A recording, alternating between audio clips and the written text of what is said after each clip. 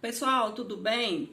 Hoje nós iremos refletir um pouco sobre um tema importante, né, que traz algumas informações sobre movimentos sociais, né? Nós iremos refletir sobre os movimentos sociais, iremos estar destacando alguns, né? Então, eu irei começar aqui falando um pouco sobre o significado, né? Qual a importância deles para a sociedade. Então, a gente percebe que na nossa sociedade a gente passa, né, por alguns problemas, né, alguns conflitos sociais em que existem alguns preconceitos, discriminações com certos modelos, certa ideologia na sociedade. Então, esses movimentos sociais têm como objetivo estar lutando, né? Esses grupos, essas pessoas, elas têm como objetivo lutar por esses direitos de uma forma igualitária, considerando a identidade, né? Considerando a particularidade, a subjetividade de cada um, de cada indivíduo. Então, e levando também em consideração questões financeiras, né? Questões de classes econômicas, né?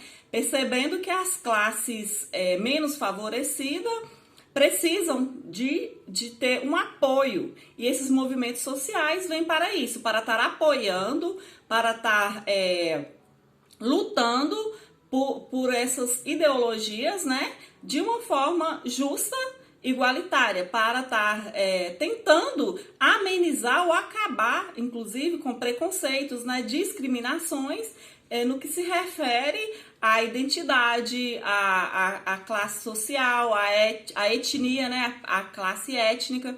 Então, hoje iremos aqui contar com a colaboração do meu companheiro Valdir Júnior, que vai estar falando um pouco desses movimentos, né, como que aconteceu, a importância, né, de cada um na sociedade. Ele é formado, né, licenciatura em História e tem um pouco mais de propriedade para estar falando um pouquinho de cada desses movimentos, de cada movimento, alguns deles.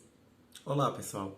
Então, pegando o gancho aqui nela, né, a gente está falando de movimentos sociais, movimentos que unem as pessoas através de uma causa comum, né? Historicamente, a gente pode observar vários movimentos sociais, mas é interessante a gente iniciar de um movimento que foi um marco ocidental, né, que foi a Revolução Francesa. Foi praticamente o fim da monarquia absolutista, né? E teve uma participação maior das pessoas na sociedade pós essa revolução. Apesar de todo o caráter de guerra e sangrento que teve um legado para a sociedade ocidental. A gente não pode deixar de lembrar que até o início do século XX as mulheres não votavam, então nós tivemos o movimento sufragista que permitiu que as mulheres votassem, mas depois de muita luta, né? O surgimento dos sindicatos, os sindicatos representando as categorias de trabalhadores. A gente pode colocar num contexto histórico ali, final do século XIX, início do século XX. Não podemos esquecer que, apesar de que nosso país é considerado um dos últimos que aboliu a escravidão, ela não teve um caráter de leis segregacionistas, né? Já aconteceu nos Estados Unidos e na África do Sul. Então tiveram os movimentos lá contra essa segregação. Nos Estados Unidos com relação à lei Jim Crow e lá na África do Sul com o Apartheid, né? A luta tão grande que a gente conhece.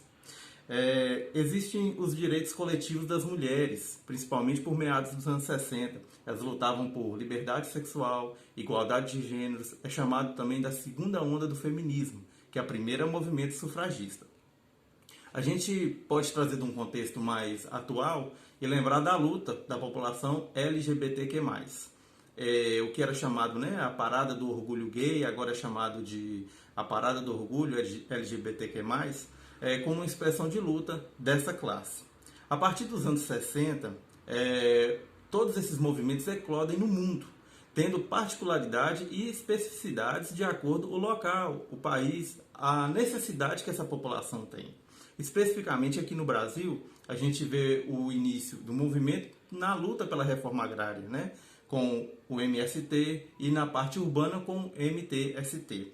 A gente não pode esquecer também de 20 anos para cá, tem um movimento que é bastante difundido, chamado CUFA, que é a Central Única das Favelas. O que luta essa CUFA? Em inserir de forma social essa população residente nesse tipo de local, né? Nos aglomerados, nas favelas, dando mais oportunidades com relação ao trabalho, a questão de cultura, né?